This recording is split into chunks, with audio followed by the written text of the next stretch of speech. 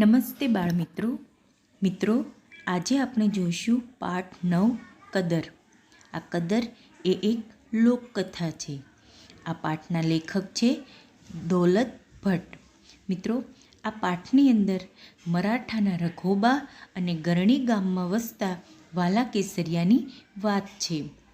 આપણે સૌપ્રથમ ટૂંકમાં આખા પાઠનો સારાંશ જોઈશું અને ત્યાર પછી આપણે પાઠનું વાંચન કરીશું. તો વાત એમ છે કે ગરણી ગામે વાલો કેસરીયો રહેતો હતો અને એ સરસ મજાના ઘોડા લેવાનો અને ઘોડા વેચવાનો ધંધો કરતો હતો. એક દિવસ વાલો કેસરીયો વડોદરા જાય છે પોતાના ઘોડાની લેવેચ કરવા માટે, પણ ત્યાં એનો ધંધો બરાબર ચાલતો નથી. એટલે ઝડપથી એણે વડોદરાથી પોતાના ગામ જવાનો નિર્ણય કર્યો. જ્યારે એ વડોદરાની બહાર પોતાના ગામ તરફ જઈ રહ્યો હતો ત્યાં એક ગોદડા, ઠામ, વાસણ એવી કેટલી વસ્તુઓ ઘરની બહાર એણે જોઈ અને એણે નજીક જઈને જોયું તો એક મરાઠી છોકરો રડતો હતો અને એના પિતા ખૂબ જ લાચાર હતા. એણે પૂછ્યું કે શું થયું ભાઈ? તો ત્યાં એક શેઠ ઊભા હતા. એણે કહ્યું કે આને માથે દેવું થઈ ગયું છે અને એ ચૂકવી શક્યો નથી. દેવું એટલે બીજા પાસેથી ઉછીના લીધેલા પૈસા. તો વાલા કેસરિયાએ પેલા જે મરાઠાના રઘોબા છે એના દેવાના 500 રૂપિયા શેઠને ચૂકવે છે અને મરાઠા રઘોબાની વાલો કેસરીયો મદદ કરે છે. અને એ રઘોબા એને પૂછે છે કે ભાઈ તમારું નામ શું? એટલે વાલો કેસરીયો પોતાનું નામ અને ગામનું નામ કહીને ત્યાંથી નીકળી જાય છે. આમ કોઈપણ જાતની ઓળખાણ વગર અને ઉદારતા ભાવે એ વાલો કેસરીયો મરાઠાના રઘોબાની મદદ કરે છે. આ વાતને 1.5 દાયકો વીતી જાય છે અને એક દિવસ અચાનક એ વાલા કેસરિયાના ગામે મરાઠાના સૈનિકો આવી પહોંચે છે અને વાલા કેસરિયા વિશે પૂછે છે. વાલો કેસરીયો થોડી મૂંઝવણમાં મુકાઈ જાય છે અને એ સૈનિકોની સાથે એને જવાનું હોય છે તો એ તેની સાથે જાય છે અને ત્યાં જઈને જુએ છે તો મરાઠાના રઘોબા એ ખૂબ જ ધનિક બની ગયા હોય છે, સુબા બની ગયા હોય છે. સુબા એટલે કે કોઈ પ્રાંતના આપણે જવાબદારી લેવી કે લીડર બની જવું. અને તે વાલા કેસરિયાને ઓળખાણ આપતા કહે છે કે હું એ જ મરાઠાનો રઘોબા જેનું તમે 500 રૂપિયાનું દેવું ચૂકવ્યું હતું. અને કહે છે કે માંગો વાલા કેસરિયા, આજે તમને શું જોઈએ છીએ? હું રઘોબા તમે જે માંગો તે આપવા તૈયાર છું. ત્યારે એ વાલો કેસરીયો એની પાસે કંઈ માંગતો નથી, પણ છતાં વાલા કેસરિયાનું ગરણી ગામ એ આખું ગરણી ગામ વાલા કેસરિયાને નામે લખે છે. આવી રીતે મરાઠાના રઘોબા એ ખરે સમયે વાલા કેસરિયાની કદર કરે છે. તો આવી માનવતા અને ઉદારતાની વાત આ પાઠમાં આપણે આજે ભણવાના છીએ, શીખવાના છીએ. તો ચાલો મિત્રો, હવે આપણે જઈએ પાઠ્યપુસ્તકમાં પાઠના વાંચન તરફ. પાઠ 9 કદર. કદર એટલે કિંમત. આ પાઠના લેખક છે દૌલત ભટ્ટ. પ્રસ્તુત લોકકથામાં કથાનાયક વાલા કેસરિયાની કોઈપણ જાતની ઓળખાણ વગર મદદ કરવાની ભાવના અને ઉદારતા પ્રગટ થાય છે. રાઘોબા અમરેલીના સુબા બન્યા પછી પોતાની આબરૂના રખેવાળને યાદ કરી કદર કરવાનું ભૂલતા નથી. આ વાત અહીં લોકકથાની શૈલીમાં રજૂ કરવામાં આવી છે. કરણુકી નદી આમ તો નાનકડી, પ્રવાહી પાતળો, પણ એનો કાંઠો 12 માસ લીલો કુંજાર રહેતો. કરણુકીનો કાંઠો ચરી એના ટોપરા જેવા પાણી પીને પશુઓ ગામમાં પાછા વળતા.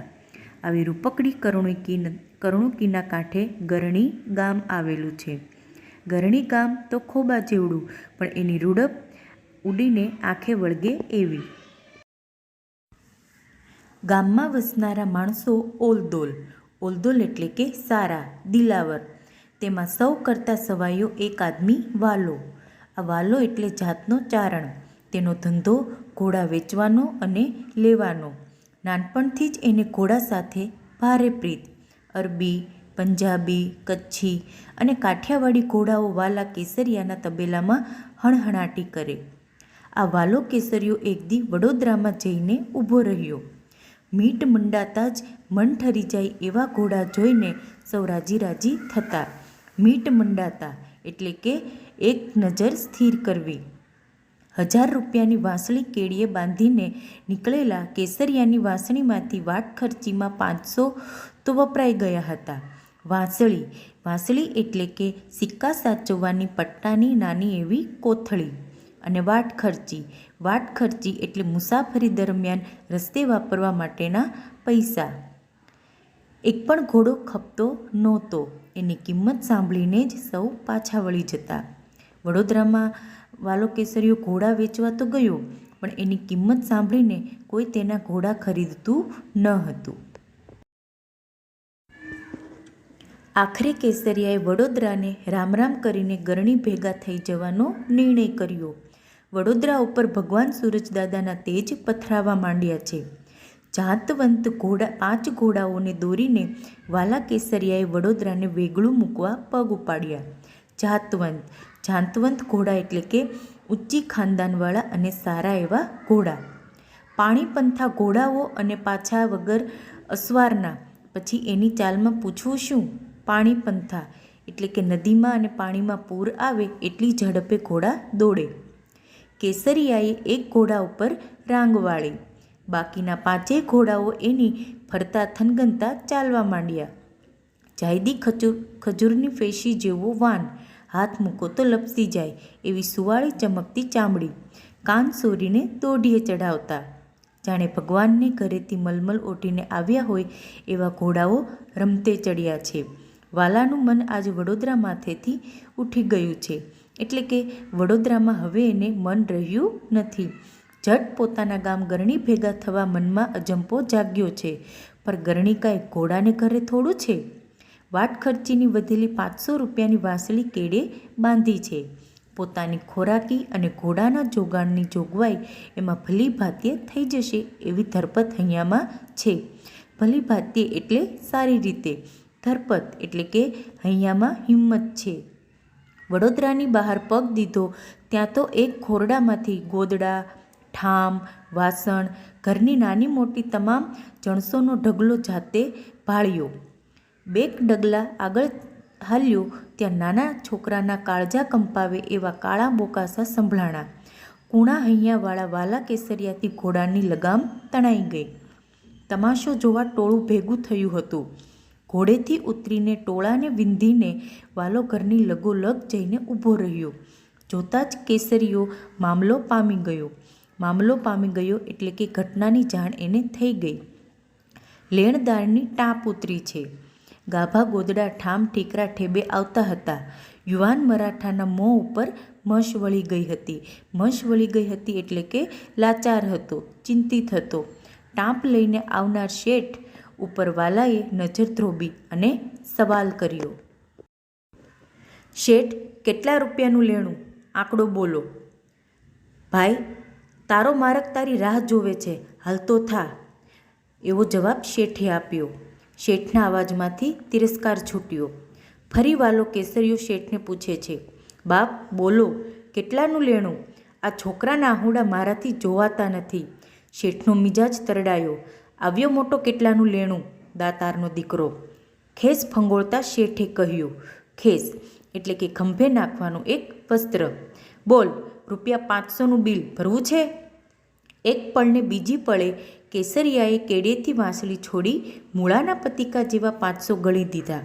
એટલે કે પોતાની પાસે રહેલા 500 સિક્કા તેને ગણીને શેઠને આપ્યા. ઉપરથી ફિરસ્તો ઉતર્યો હોય એવું જુવાન મરાઠાને લાગ્યું. ફિરસ્તો એટલે કે કોઈ દેવનો દૂત, મહેમાન. પ્રામાણિકતાની પછેડી ઉપર પગ દઈને જીવતા યુવાન મરાઠા રઘોબા ફાટી આંખે વાલા કેસરિયાને જોઈ રહ્યા. સદાય ખુમારીમાં તરબોળ રહેતા રાઘોબાના મનમાં કાઠિયાવાડી પાઘડીવાળો વાલો કોતરાઈ ગયો. તમારું નામ? એવું રઘોબાએ વાલા કેસરિયાને પૂછ્યું. નામ? ભગવાનનું કામે અને ભગવાનનું બોલીને ઘોડે ચડીને હાલવાની તૈયારી કરતા કેસરિયાના ઘોડાની વાધ પકડીને જુવાન મરાઠો બોલ્યો, વાધ એટલે કે ચામડાની દોરી. તમારું નામ ઠામ ન આપો તો તમને મારા છોકરાના હમ. આવું રઘોબાએ વાલા કેસરિયાને કહ્યું. લાચાર બનેલા વાલાએ 2 બોલ કીધા. મારું નામ વાલો કેસરિયો, ગામ મારું ગરણી, અમરેલી પરગણાનું, લ્યો તઈ, રામે રામ. આટલું બોલી વાલાએ ઘોડો હાંકી મૂક્યો. મરાઠાના છોકરાના આંસુ લૂછીને નીકળેલા કેસરિયાએ રનોલીમાં એક ઘોડો વેચીને વાટ ખર્ચી કાઢી લીધી. રનોલી એટલે કે એક વિસ્તાર. આ વાત ઉપર 1.5 દાયકો ગળથોલિયા ખાઈ ગયો. એટલે કે વાલા કેસરિયાએ રઘોબાની મદદ કરી એને ઘણા વર્ષો વીતી ગયા. ગરણી ગામ માથે પ્રભાતના તેજ પથરાવા માંડ્યા. કરુણુકીના લીલા કુંજાર કાંઠા ઉપર બેઠેલા ભગવાન ગણેશ્વરના મંદિરમાં બ્રાહ્મણોના મંત્રોચ્ચાર ગુંજી ઉઠ્યા છે. ખીલેથી છૂટીને ઢોર ધણમાં જઈ રહ્યા છે. બરાબર એવે ટાણે ગામમાં અમરેલીના 10 ઘોડેસવાર દાખલ થયા. કદાવર કાયા રાજના પોશાકમાં ઢંકાઈ ગઈ છે. દરેકના ખભામાં જામનગરી જંજાળીઓ ઝૂલતી આવે છે. મોં ઉપર પંથ કાપ્યાની ધૂળની જણ ઉડેલી છે. આંખીઓમાં રતાશ ફૂટેલી છે. માથા ઉપર સાફાના ખાખી છોગા પવનમાં ફગફગી રહ્યા છે. અણધાર્યા રાજના સિપાઈઓ ગામમાં આવેલા ભાળી માણસો હેબતાઈ ગયા એટલે કે ડરી ગયા. વાલા કેસરિયા નામનો માણસ ક્યાં રહે છે? એક સિપાહીએ પૂછ્યું. બાપુ, આથમણા બારનું ખોરડું કળાય ઈ એનું. આંખના પલકારામાં ઘોડાઓ વાલાની ડેલી આગળ આવીને ઊભા રહ્યા. પગ પછાડતા અરબી ઘોડા ઉપર આરૂઢ થયેલા અસવારના સરદારે ડણક દીધી. વાલા કેસરિયા! દી ઉગ્યામાં અજાણ્યો સાથ સાંભળ્યો, પણ દાંતણ પાણી પરવારી ઓસરીની કોરે બેસી ભગવાન સૂરજની સ્તુતિ કરતા વાલાએ જવાબ ન દીધો. ત્યાં તો બીજો સાદ સંભળાણો. વાલા ઘર મેં હે? બીજા સાથે પછવાડાના વાડામાં વાસીદું કરતા કેસરિયાના ઘરવાળા આવીને બોલ્યા. છે તો ઘરમાં, પણ રાજના સિપાહીઓને જોઈને આઈ જરા વિચારમાં પડી ગયા. 7 પેઢીમાંય રાજના સિપાહી આ આંગળે આવ્યાનું જાણ્યું નથી. આ શું? ક્યું બોલતા નહીં? વાલાની માળા પૂરી થઈ ગઈ. ઉઠીને ડેલીએ આવ્યો. ડેલી એટલે કે દરવાજા પર આવ્યો. આવો બાપ આવો. તુમેરા નામ વાલા કેસરિયા? હા બાપ, હું જ વાલો કેસરિયો. તુમકો અભી ને અભી સુબાને અમરેલી બુલાયા હૈ. વાલાએ કહ્યું, મને? તુમકો સુબા કા ફરમાન હૈ. અભી ને અભી વાલા કેસરિયા કો હાજર કરો. ફરમાન એટલે કે હુકમ છે, આદેશ છે. અરે બાપ, કાંક ભૂલ થતી લાગે છે. હું તો ઘોડાનો સોદાગર. સુબો મને તેડાવે એ માન્યામાં નથી આવતું. મેં કાંઈ રાજનો ગનો કર્યો નથી. ફરમાન હે ચલો, એવું સિપાહીએ કહ્યું. સિપાહીની આંખ કરડી થઈ એટલે કે ગુસ્સે થયો. હલો બાપ, કાંઈ રાજના તેડાને પાછું થોડું ઠેલાશે. વાલાએ કસવાળું કેડિયું પહેર્યું, માથે પાઘડી મૂકીને સિપાહી સાથે ઘોડે ચડ્યો. જાતા જાતા આઈને કહેતો ગયો કે સાંજે પાછો વળીશ, ઉપાધિ કરતા નહીં. એટલે કે એ એમના ઘરવાળાને કહે છે કે હું સાંજ પડશે એટલે પાછો આવી જઈશ, તમે મારી ચિંતા કરતા નહીં. માં જગદંબા તમારી ભેર કરે એટલે કે માતાજી તમારી સહાય કરે. બપોર ટાણે વાલા કેસરિયાને લઈને સિપાહીઓ સુબાની કચેરીમાં પૂગ્યા એટલે કે પહોંચ્યા. કાકડોળે રાહ જોતા સુબાએ વાલાને પગથિયા ચડતો જોઈને દોટ દીધી. આવો આવો કેસરિયા, બોલતા બાથ ભરી લીધી. વાલો કેસરિયો ઘડીકવાર મૂંઝાયો. આ તે સુબો મારી ઠેકડી કરે છે કે શું? બાવડું પકડીને પડખો પડક ગાદી માથે બેસાડી સુબો બોલ્યો, કેસરિયા, મને ઓળખ્યો? મનમાં થયું, સુબાના મનમાં કંઈ ગેરસમજણ લાગે છે, પણ ઠરેલ દિલનો વાલો કશુંય બોલ્યો નહીં. મૂંગા થઈ બેઠેલા વાલાની ફરી કચેરીમાં તારીફ માંડી. સુબો બોલ્યો, વાલા કેસરિયા, તું તો મારી આબરૂનો રખેવાળ છો. તે દિવસે કેડેથી વાંસળી છોડીને 500 ચૂકવ્યા ન હોત તો આજે હું પણ અમરેલીનો સુબો ન હોત. હવે મને ઓળખ્યો? હું રઘોબા, આજ અમરેલીનો સુબો છું. બોલ, તારી શી કદર કરું, તારી શી કિંમત કરું? વાલા કેસરિયાએ રઘોબાને જવાબ આપ્યો, મારી કદર મારે મોઢે બોલાવો એટલે હાવ. અરે હું શેર શુદ્ધ મરાઠો છું, રઘોબાએ કહ્યું. કદર કરવાનો વખત આવે ને કદર કર્યા વગર રહું તો મલક મને ફટકે. માગી લે કેસરિયા. વડોદરા રાજના મારી માથે 4 હાથ છે, એટલે કે 4 હાથ હોવા એટલે કે કૃપાદૃષ્ટિ છે. રાજમાં મારો પડ્યો બોલ ઝીલાય છે, એટલે કે વડોદરામાં અને રાજમાં એનું સન્માન છે. અમીરાતમાં ઉછરેલા કેસરિયાની જીભને ટેરવે માગવાના બોલ આવ્યા નહીં. એલા તાંબાનું પતરું લાવો, રઘોબાએ કહ્યું. કચેરીના કબાટમાંથી તાંબાનું પતરું હાજર થયું. એમાં લેખ મંડાણો, ગાયકવાડ તાબાનું ગરણી ગામ વાલા કેસરિયાને યાવતચંદ્ર દિવાકરો બક્ષિસ. એટલે કે યાવતચંદ્ર દિવાકરો બક્ષિસનો અર્થ થાય છે સૂર્યચંદ્ર રહે ત્યાં સુધી. તિથિ તારીખને રાજની મોહર લાગી. રાઘોબાએ હુકમ કર્યો, કેસરિયાને માન મર્તબા સહિત ગરણી પુગાડો. આજે પણ વાલા કેસરિયાના વંશજો અમરેલી જિલ્લાના ગરણી ગામમાં વસે છે. આમ અમરેલી જિલ્લાના રાજા તરીકે ઓળખાયેલા રઘોબાએ ગરણી નામનું ગામ વાલા કેસરિયાને કાયમ માટે આપી દીધું. મિત્રો, હવે આપણે જોઈશું પાઠ 9 કદર, એની શબ્દ સમજૂતી. કુંજાર, ઝાડ તેમજ વનરાજીથી ઘટાદાર. રૂડપ, સુંદરતા. ઓલદોલ એટલે અહીં દિલાવર. વાંસળી, સિક્કા રાખવાની અથવા સાચવવાની પઠ્ઠા જેવી કોથળી. ખપતો એટલે કે વેચાતો. વારખરથી એટલે કે વાટખર્ચી, મુસાફરી દરમિયાન ખર્ચવાની રકમ. જાતવંત, ઊંચી ખાનદાન ઓલાદનું. વેગળું, જુદું, અલગ. પાણીપંથા, પૂરના પાણીની ઝડપે દોડનાર એવા ઘોડા. રાંગવાળી એટલે કે સવારી કરી. ખોરાકી, જીવન જરૂરિયાતની વસ્તુ. ફિરસ્તો એટલે દેવદૂત, પૈગંબર એટલે ભગવાને મોકલેલો માણસ. જંજાળિયું એટલે અહીં બંદૂક એવો અર્થ આપણે લેવાનો છે.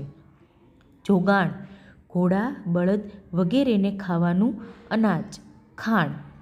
ભલીભાતીએ એટલે કે સારી રીતે. મોકાસા એટલે કે રાડો પાડવી, બૂમો પાડવી. ટાંપ એટલે ફોજ, લશ્કર. મશ એટલે લાચારી. ખેસ, ખભે નાખવાનું વસ્ત્ર. વાધ એટલે ચામડાની દોરી. ધણ એટલે કે ટોળું, ગાયોનું ટોળું. જણ, ઝીણી રજકણ અથવા તો ધૂળ. સાફો એટલે ફેંટો, માથે પાઘડી જેવું બાંધવાનું એક વસ્ત્ર. બાર એટલે કે દિશા. બાર એટલે એકડે બગડે બાર નહીં, પણ અહીં આપણે દિશા એવો અર્થ કરવાનો છે. કળાવવું, દેખાવવું. વાશીદું, ઢોરના છાણ સાથેનો કચરો. ફરમાન, આદેશ, હુકમ.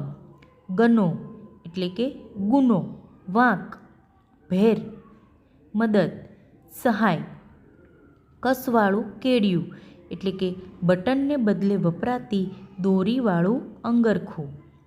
ઉપાધિ એટલે કે ચિંતા. તારીફ, વખાણ, પ્રશંસા. સૂબો, ઇલાકા કે પ્રાંતનો સુબેદાર, ઉપરી એટલે કે અહીં આપણે અધિકારી, રાજા એવો અર્થ લઈ શકીએ. લેખ, કરાર, દસ્તાવેજ. યાવતચંદ્ર દિવાકરો એટલે સૂર્ય અને ચંદ્ર હોય ત્યાં સુધી. બક્ષિસ એટલે ભેટ, ગિફ્ટ. માન મર્તબો એટલે કે માન, મોભો, ઇજ્જત. મિત્રો, આજે આપણે પાઠ 9 અને એની શબ્દ સમજૂતી જોઈ. તો આજે ગૃહ કાર્યમાં તમારે આ આપેલી શબ્દ સમજૂતી સુંદર અક્ષરે લખીને તૈયાર કરવાની છે. આમાં ઘણા બધા શબ્દો તમને અને અર્થ સાથે તમને જોવા મળશે, જાણવા મળશે. તો તમારે સુંદર અક્ષરે આ શબ્દ સમજૂતી લખવાની છે અને તૈયાર કરવાની છે.